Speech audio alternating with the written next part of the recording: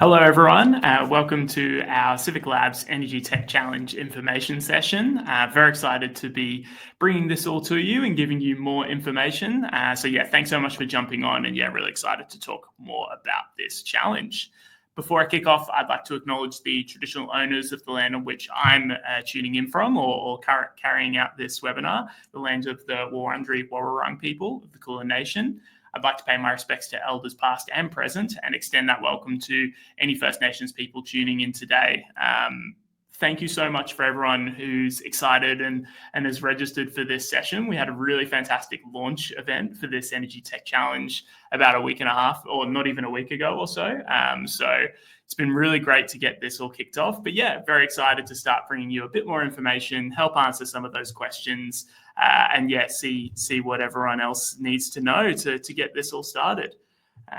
Excellent. Alrighty.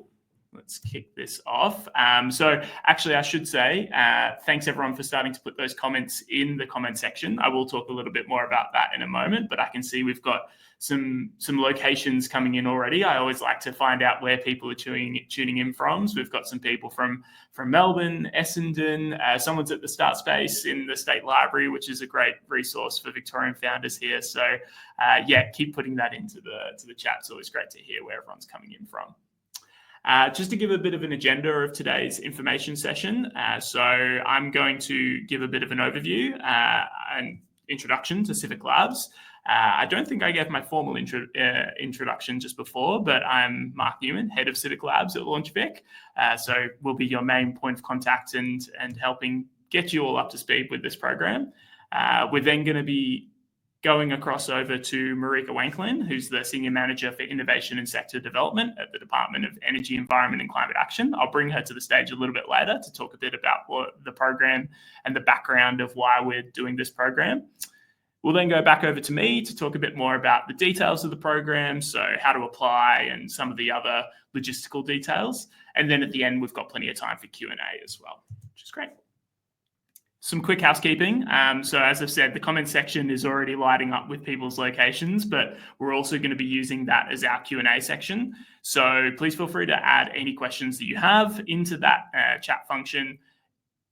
We will reserve, as I said, some time at the end of the session to do that Q&A, but I may be able to answer questions on the fly as well. So feel free to chuck those questions in, and then we can either cover them at the end or address them if and when we can. To that point, we've got a couple of the LaunchVic team members in the chat ready to assist. So if you have any questions, they might be able to quickly send you a link or give you an update there as well. And then finally, this session will be recorded and published on the CivVic Labs website. So if you need to jump out and grab a drink of water or you can't stay for the whole time or anything like that, please don't stress. Obviously, it's great to have you sticking around for any of those live Q&A because that's the opportunity that you get by jumping on today's session. But if you need to jump out for a second, this will be fully recorded and you'll be able to catch it all up later. And so, yes, to Christian's question, yes, this presentation will be shared. It'll be available on the website, and I believe anyone who's RSVP'd for this session will automatically be sent the recording as well. Excellent. So I'm going to get started in a bit more of an overview of the CivVic Labs program. I know that people may have been tuning in and looking at what the CivVic Labs program is for a little while now. So keen to give you a bit more details because we've actually got a few things that have changed slightly from this program from previous iterations. Nothing too major, but there will be a couple of things that we want to make sure that everyone understands. So I'm going to give you a quick overview. So CivVic Labs, what is it? Well, it's a 12-week program that connects startups in the public sector to help solve real-world challenges identified by the government. And so we're looking at enabling new and emerging startups with potential solutions to the challenge to connect with the government. And then we're also facilitating an agile co-design process between the public and private sectors to support the startups to identify product market fit. What does this really look like? Well, what it means is that we have come together with, in this case, the Department of Energy, Environment and Climate Action, DEECA for short, to create this program and look to address a challenge statement that we'll be talking about more in a second. And we're going to be taking you on a journey over the 12 weeks to help take the ideas and the initial businesses that you have and hopefully take them from idea to launch and alongside the department to work and create better solutions that will hopefully have more impact, more effective impact, and generally create a better business. So that's a bit more of the simplified version. But what else is included in the program? Well, what's really great is that we're able, thanks to our government partner DEECA, we're able to actually provide a small amount of funding to every startup that gets selected for the program. So for this iteration, we'll be selecting 16 startups across 2 program streams, and each of those startups will receive $10,000 in equity-free funding. So really great to help early stage and idea stage startups really take that leap of faith and start building out their idea with that small amount of funding. We've also actually got the potential to award $35,000 in additional equity-free seed funding to 4 startups from the cohort. So we'll talk a bit more about what that will look like and how that will all transpire at the end. But basically, at the end of the program, there'll be an opportunity to apply for more funding, and 4 of the cohort of 16 will be selected for that. And so for this challenge, we are asking founders, how can we use technology to accelerate the transition to renewable energy? And that's why I'm really excited. And now's the best time to bring Marika Wanklin to the stage, as she's going to be talking a bit more about the challenge background. Hi, Marika. How are you? Hi, Mark. I'm going well, thank you. Thanks so much for having me. No worries. Thank you very much for coming along and being able to give the government context and background of why the department is keen to do another Civic Labs challenge. I believe you've got a few slides that I'm going to be flicking through, so I'll do my best to keep up with your speaking points, but if you need me to move along to the next slide, please don't hesitate to give me a nudge. But over to you. Sounds great. Thanks so much. Great. It's really good to be here. Thank you. As Mark said, my name's Marika Wanklin. I'm the Senior Manager of the Innovation and Sector Development Team, which sits within the Victorian Government's Department of Energy, Environment and Climate Action, or DEECA, specifically in the Energy Group. I'd also like to start by acknowledging country. So just acknowledging that today I'm beaming in from the lands of the Wurundjeri people, just on the fringe of Melbourne CBD. I'd just like to pay my respects to elders past, present and emerging. So might pop to the first slide. Thanks, Mark. So just to set the context a little bit in terms of the policy environment that we've created this challenge statement from, where I work, the DEECA Energy Group is essentially responsible for creating the policies, programs and regulations that will ensure the state achieves the government's renewable energy targets.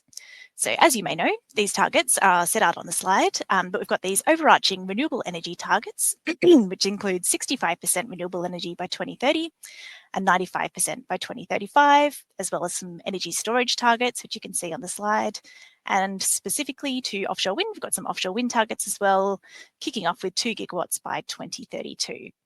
And one of the key drivers for these targets is, of course, the state's overarching net zero target, which is net zero by 2045. Given that in 2022, more than 90% of Victoria's net greenhouse gas emissions came from burning fossil fuels to make energy, this makes energy really critical to the net zero transition. And that energy, of course, is used for electricity, but also transport and fuel combustion. So in terms of how we're tracking, we're again in 2024, so last year, we were very, very close to 40% renewable energy generation, which means we're on track to hit our 2025 target of 40%. And just in terms of what the transition looks like you can see it everywhere around you. So we're seeing sort of an increase of large-scale solar and wind farms across the state, different storage solutions. We're seeing kind of the more increasingly expensive and unreliable coal-fired power plants coming offline and being replaced by some of these new generation and storage technologies, and even technologies such as renewable hydrogen coming through as well. We're also seeing a wave of electrification in both homes and businesses, and people kind of taking more control of their energy use and the way they manage energy in their homes and businesses. And we're also, of course, working on big transmission and network upgrades across the state, which means that we can actually unlock a lot more of those renewable energy resources. Move on to the next slide. Thanks, Mark. But that being said, we've still got a really long way to go in that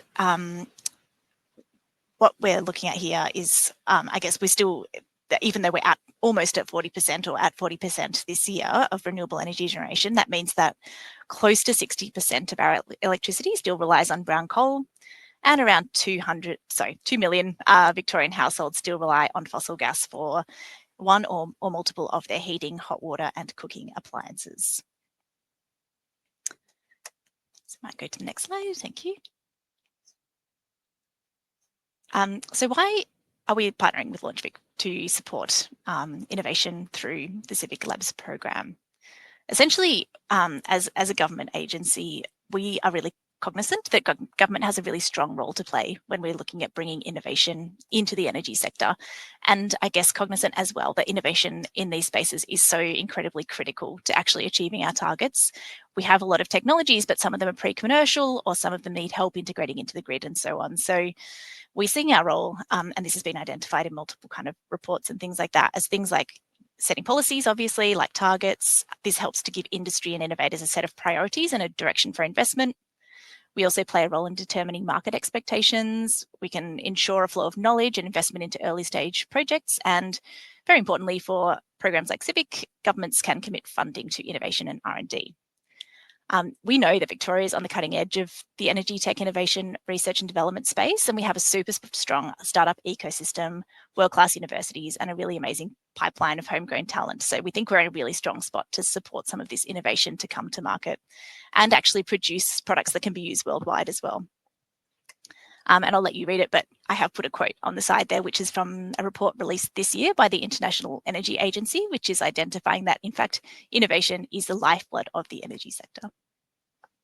We'll pop on to the next slide. Thank you.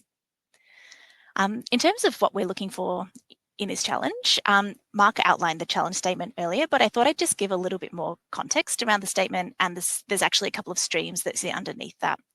So we're looking at working with 16 startups, and we will be allocating those, or they may self-select into one of two streams. This is in, I guess, recognition that there is innovation needed right the way along the kind of supply chain. So the way we've split them is, first of all, into empowering people and communities.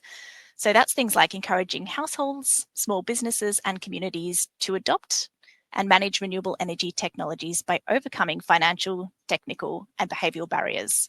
So the kinds of things we can imagine that might come through in this stream are things like simplifying electrification journeys for people, bridging knowledge gaps between consumers and available energy technologies, helping consumers to manage energy demand through energy efficiency, excuse me, or smart technologies, or even behaviour change. Ensuring that vulnerable or underserved communities can participate in this transition and reap the benefits along with everyone else, or even things like improving the payback period for customers of these upgrades that they may want to make to their homes and businesses. The second challenge stream is a little bit more around the grid. So you've got the human side and the infrastructure side, and this is the powering the grid of the future stream. So that's more around transforming how energy is produced, managed, stored, and moved by rethinking systems, workforce, infrastructure, logistics, and coordination across the grid. So again, just to give you a couple of examples of the kinds of things we can imagine coming through under this stream, it could be things like improving the way grid supply and demand is balanced, so using better optimization and forecasting tools, applications of AI, so for example, creating digital twins to simulate real-world assets. Digitizing and streamlining regulatory processes could be a really interesting area to look at. Decreasing production costs and increasing the use of alternative energy carriers, so things like bioenergy or green hydrogen. Looking at social license issues could be a really interesting one as well, or even workforce platforms that make it easier to employ, train, and match workers with energy jobs. The other thing I just note on this is that there are actually a lot of unique challenges and opportunities associated with both streams, but we're acknowledging that some solutions that people come up with could actually fit under both headings. And we just encourage applicants to identify the stream with the closest alignment. Pop to the next slide, thank you. And so from our perspective, obviously, Mark's, you've noted some of the amazing kind of benefits of joining the program, but just thinking about kind of the market opportunities that are out there in the energy transition.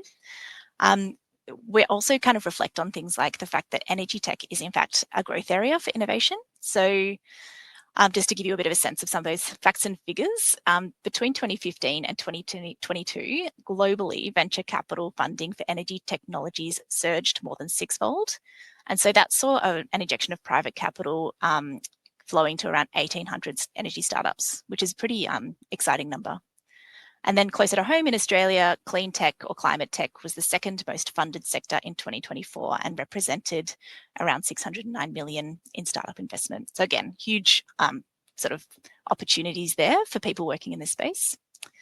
I think the other thing that we're quite excited about is the fact that the energy transition provides innovators with just a huge amount of scope in terms of what they want to turn their minds to and what interests them. So this could be in terms of scale, so anything from sort of consumer focused or behind the grid solutions through to like things that really tackle like large scale infrastructure issues.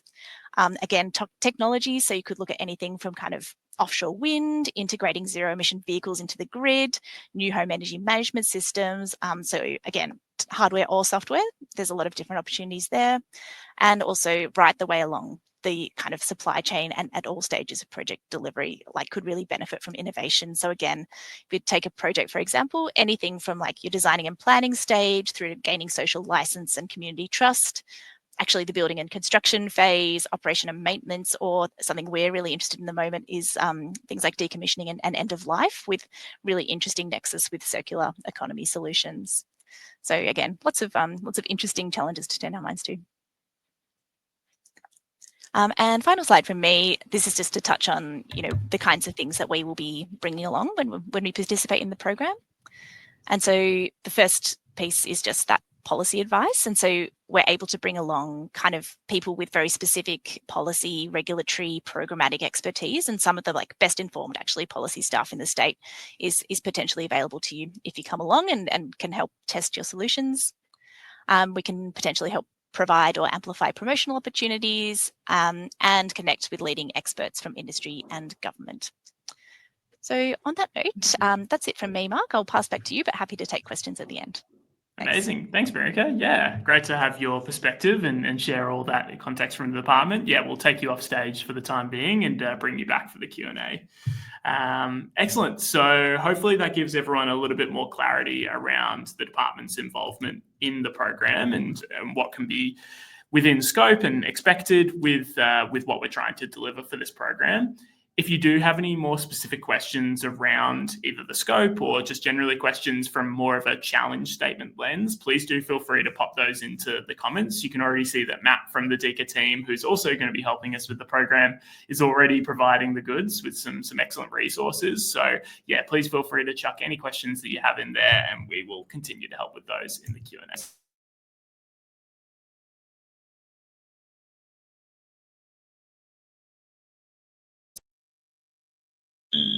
Okay, hopefully everyone can still hear me.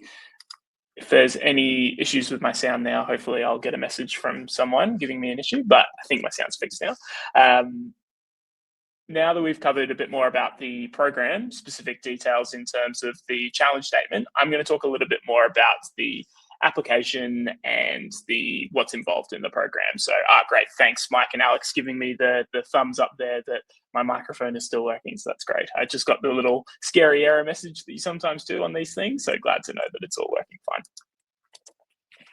Excellent. So firstly, what to expect as part of this program. We've talked a lot about in terms of the connection with government side, but I want to talk a little bit more about the content in terms of what we'll be covering week to week and in terms of working on your business. So sessions in this program, they're really focused at that idea to early stage startup. So we really will be focusing on topics like problem statement formulation, forming your value proposition, better understanding your customer, prototyping, some pitching practice, and as we've said, plenty of mentoring sessions and opportunities to connect with startup and industry vertical experts. So that might be people from the industry or the government, or it could also be from the startup sector. So whether that's generic support in terms of how to build a better startup or specific energy tech or investor focus or anything that could be related to helping you build a better and more successful startup. So plenty of opportunities, and we really do build a lot of the program based off of that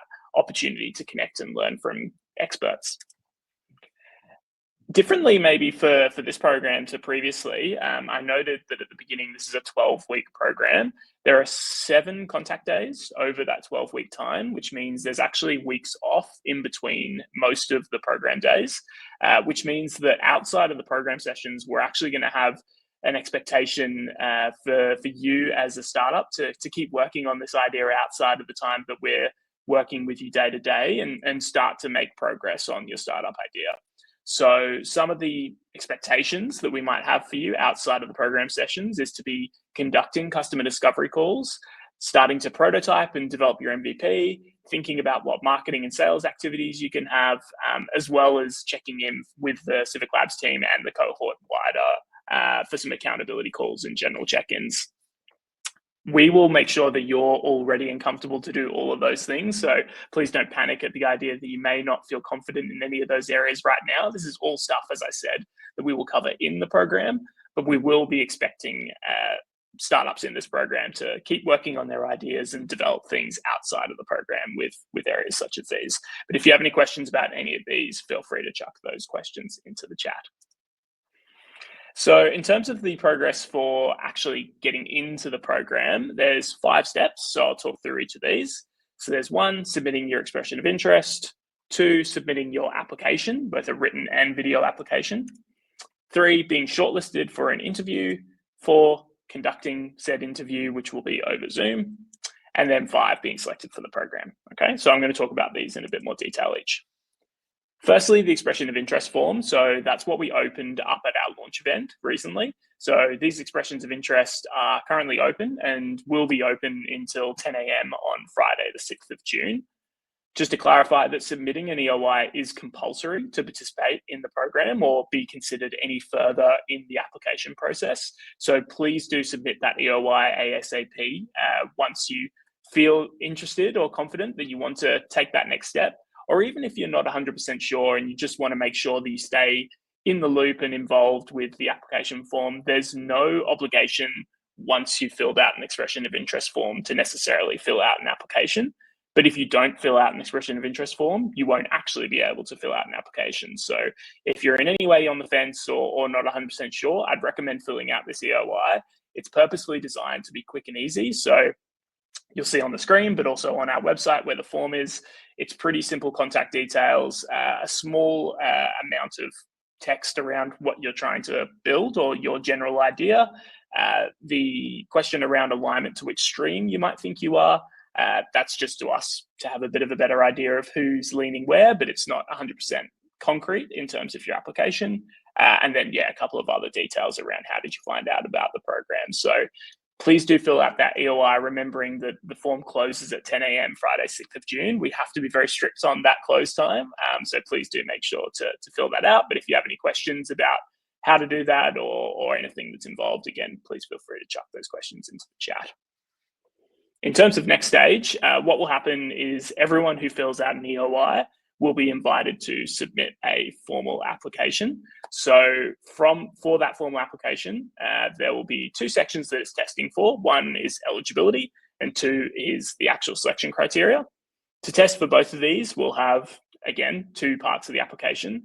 1 being some written questions, which will be through a platform called Smarty Grants. You'll be sent all the information in how to access that, which is all pretty self-explanatory. And then the other part of the application, which is the video response questions, is using a platform called HireFlix, where you will be asked a question and then have to record a video response from it.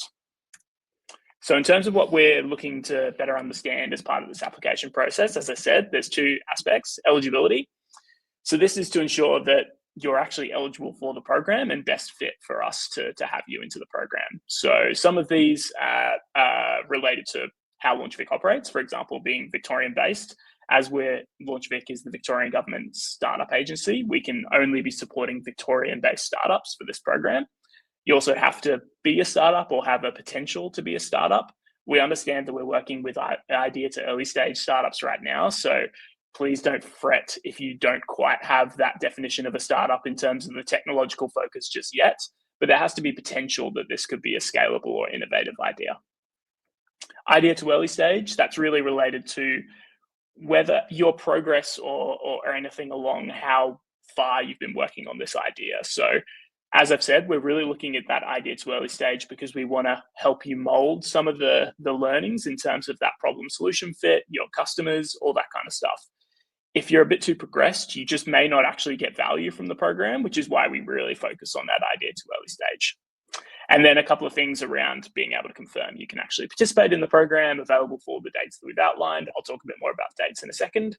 And then some Victorian government policies around ESG prohibited activities, but you can read more about those. In terms of the selection criteria, I won't go through these in quite so much depth, just because there is quite a lot of detail to them. All of these details are available on our website in the program guidelines. So please feel free to check those out for a more comprehensive view. But as part of the selection criteria, we'll be looking at these 4 areas: action alignment, impact, the applicant's capability and capacity, and the assessment of support. We say LaunchVic, but that's also from the department's lens as well. So a lot of that is around the stage of the startup and whether the actual fit to the challenge statement is aligned as well. So please feel free to check out all those details and more in our program guidelines document on the CivVic Labs website. So after the application process, if you are shortlisted and you've done a successful application, we will invite you to interview, which is a 15-minute interview over Zoom. So virtual interview, really quick, and it's really just used for us to better understand you and or your startup idea. The selection panel for that will involve at least one person from LaunchVic, one person from the department, and then one other person as nominated as part of the process. But yeah, really what we're looking to do is better understand if you're right for this program and where your startup is right now, and better understand your general overall idea. So that's the process for that interview. And then if you are selected for the program, all startups that are selected will need to sign a contract to agree their participation. There's some orientation and kickoff activities, which will start in sort of July, August, and then the program starts 6th of August is our first program day. And then in terms of that funding, every startup that's selected to participate is able to get that $10,000 in equity-free funding. That is only paid at the completion of the program, so that to confirm that you've participated and actually completed all the obligations as part of it. And then at the conclusion of the program, there's kind of 2 major activities that will happen. So obviously we'll go through the 12-week program and you'll develop your business and everything like that, which is excellent. But there'll be these 2 kind of key activities, one being a funding application process where the 4 teams will be selected for the additional $35,000 worth of funding. We'll talk more about that during the program, but essentially there'll be another kind of application process similar-ish to what you've just done to get into the program, but right at the end of the program to justify whether you're selected as one of the teams that receives the $35,000 worth of funding. And then in November, we'll have a showcase event where we'll be looking to celebrate all 16 startups' progress and really come together and celebrate the hard work that everyone's put in over all this time. Cool. So just again, as I said, I'll talk through some of these dates just to give a bit of clarity. So all of this, again, can be found in the program guidelines. So I do really recommend checking out that document. But some of the key activities here, I'll actually just highlight a few of these. So most notably the expressions of interest. As I said, that is compulsory if you do want to apply for the program. So those close at 10 a.m. on the 6th of June. So make sure you've submitted your EOI by then. There'll be then about, as you can see, 2 weeks for the application process. So that will close on the 19th of June. So make sure that once you've been sent that application form and video response questions, that you're able to submit those before then. And then in terms of some key dates for the actual program, as I said, the first program day will be the 6th of August. The final program day will be the 15th of October. And I'll talk more about the specific program dates there. And then obviously you can see that showcase event, which is compulsory as part of the program, is on the 20th of November. So as Marika mentioned, we've got 2 streams to this program. So there is a little bit of a difference in terms of the cadence of how it's all running. So we've got those 2 streams: empowering people and communities, empowering the grid of the future. This information in terms of the schedule is pulled straight from the program guidelines. And you can see that it has program stream in that column, combined, or stream 1 or stream 2. It's not yet confirmed which of the streams, so empowering people and communities or powering the grid of the future, will be representative of stream 1 or stream 2. But just to confirm that, just to take a look at the schedule, I'll just get that in a bit more detail. So essentially how it will work is the first 2 days and the final day of the program will be combined across both streams. So regardless of which stream you're in, you need to be available for Wednesday, 6th of August, Thursday, 7th of August, and then Wednesday, October 15th. And then dependent on whether you're selected for the grid side or the people and community side, we will allocate a stream based on that. So it'll either be Wednesdays or Thursdays on the corresponding program week. So just make sure to check all that and let us know if there's any questions or issues there. Excellent. I believe that will be enough details for now. Hopefully that's helped provide some clarity around the program and the context, but now we're going to open this up for some Q&A. So Marika, I might bring you back to the stage if possible, just in case we have any questions for you. Hello, good to see you.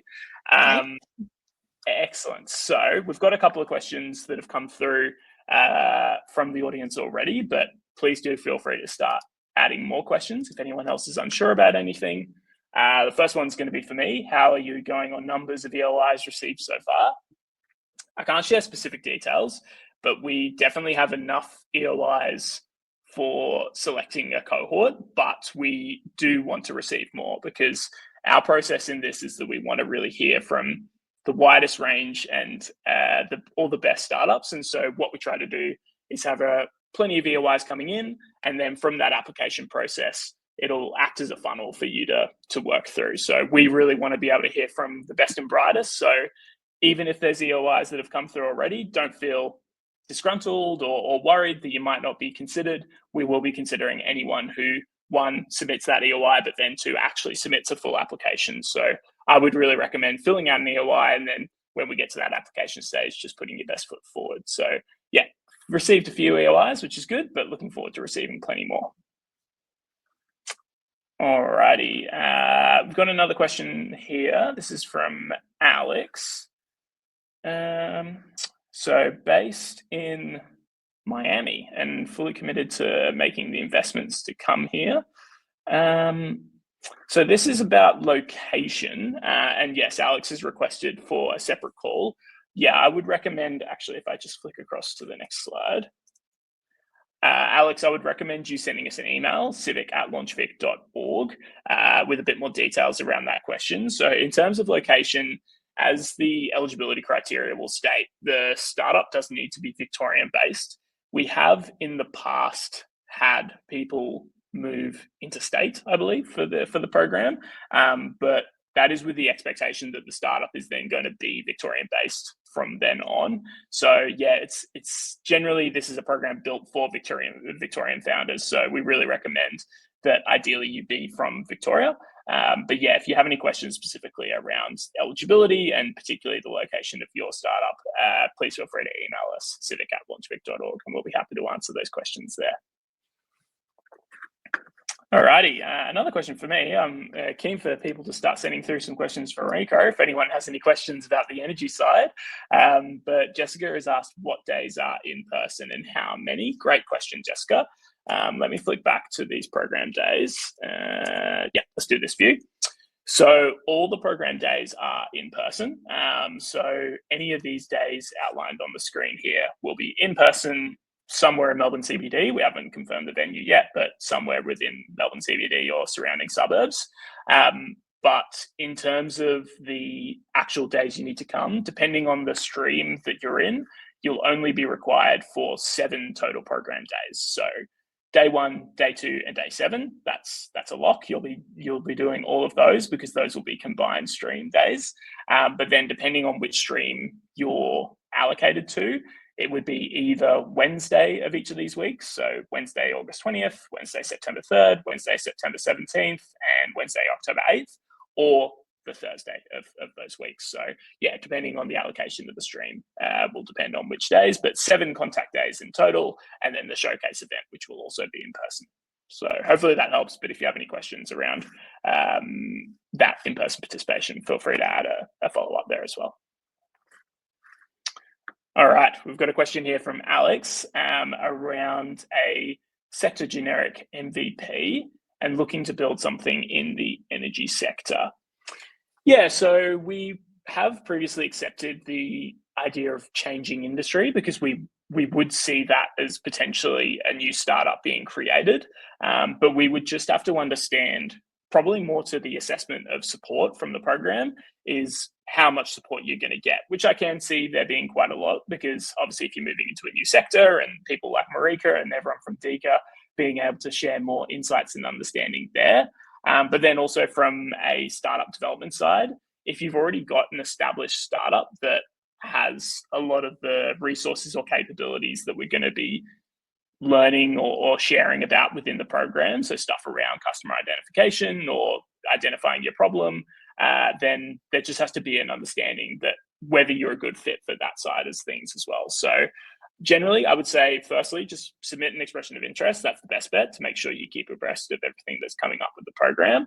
And then secondly, from that application, you just need to be able to express how that's all going to work, and how much benefit you would actually get from the program. And then it's up to the selection panel from there. Excellent. I'm going to flick across to this one. Alrighty, Ross, we've got a question for startup is a team of 2, both of us managing home and kids as well. We definitely know that pain for founders. It's a busy life. For attendance, are you happy for one of us to attend each day? Yes, in alignment with the actual expectations of and contractual obligations of the program. Yeah, the minimum is that one person from the team is able to participate in each of the program days at a minimum.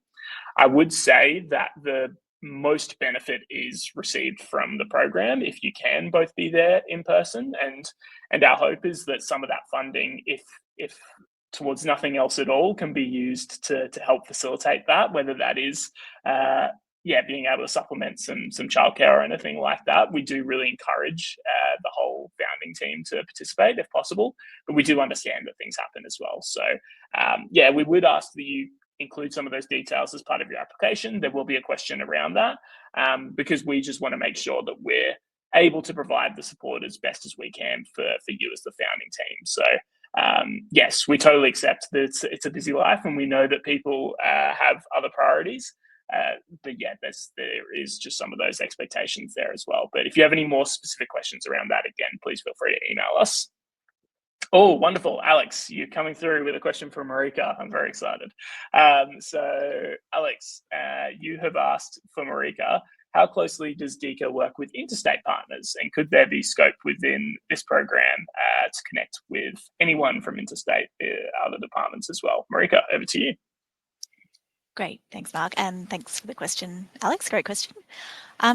We certainly have quite strong connections with some interstate entities, other government agencies, especially national. So things like cooperative research centres, interstate universities, like national we're connected with other startup accelerators as well. So I think, there's certainly potential for that. I think my understanding is that this program largely focuses on mentors that we can bring in on the program days, and that you can actually have kind of a face-to-face conversation with. So that would probably be the primary connections you'd be making, but certainly not ruling it out. Like if there's a useful connection that we can help make to interstate sort of organizations, then we're more than happy to do so.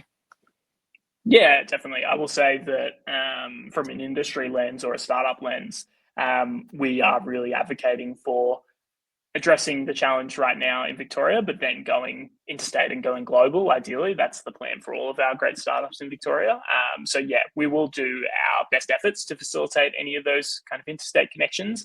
But yeah, as DEECA is the primary partner for this program, the majority of support would be within Victoria. But yeah, definitely scope to do some of that stuff as well. So great question, Alex.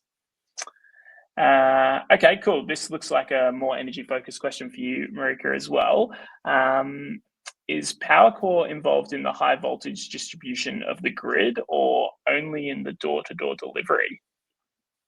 Marika. Yeah, sure. So thank you, and thanks for the question. So yeah, you're right. So PowerCore is one of the 5 what we call distribution network service providers, DNSPs. 5 operate in Victoria. They are the, low to medium voltage, or as you say, door-to-door delivery organisations. The organisation that manages the high voltage or transmission grid is AusNet. Confusingly, they are also one of the DNSPs, but yeah, they are primarily responsible for that high voltage network, with a bit of network planning that goes on kind of in VicGrid and the Australian Energy Market Operator. Hopefully that answers your question, but certainly happy to take further questions, or if you wanted to, I guess, refer through from the CivVic lab to the CivVic email address, happy to kind of yeah, provide further information through that avenue as well. Yeah, exactly. No, thanks, Marika. That's yeah, hopefully a good clarification for Alex in terms of that question. But yeah, any questions that you send through to us can also be directed to the DEECA team participating with us as part of this program as well. So please feel free to share any of those questions via that email address as needed. Excellent. For the time being, I can't see any further questions, so I'm going to give a couple of more seconds for anyone. Yes, thanks for that comment from the LaunchVic team for the last questions. So please feel free to add those into the comment section now if you have any of those. But as I've said, you can also email us via civic@launchvic.org. And even Matt from DEECA has provided a bit more information about PowerCore from that last question. So thanks again, Matt. But if there's no other questions, I will say thank you very much, Marika. Really appreciate you jumping on today and being able to speak from the department side. And yeah, look forward to having you as part of the program. So you're relieved, Marika. You may leave the stage. Thank you. Thanks, Mark. Thanks all. Thanks for coming. And then finally, thank you very much to everyone who's tuned in. Really appreciate all those questions, and hopefully you've gotten a better understanding. As I've said, this will be shared via the LaunchVic website and email to anyone who's RSVP'd, I believe. So if you had to jump out for a section or have just joined later on and missed something, you'll be able to catch up on all that. And if you do have any questions, again, please feel free to email us via civic@launchvic.org. Otherwise, we look forward to receiving your expressions of interest and seeing those come through, remembering that they close on Friday, the 6th of June. But otherwise, we wish you good luck with any future applications, and thanks very much again for joining. Have a great day.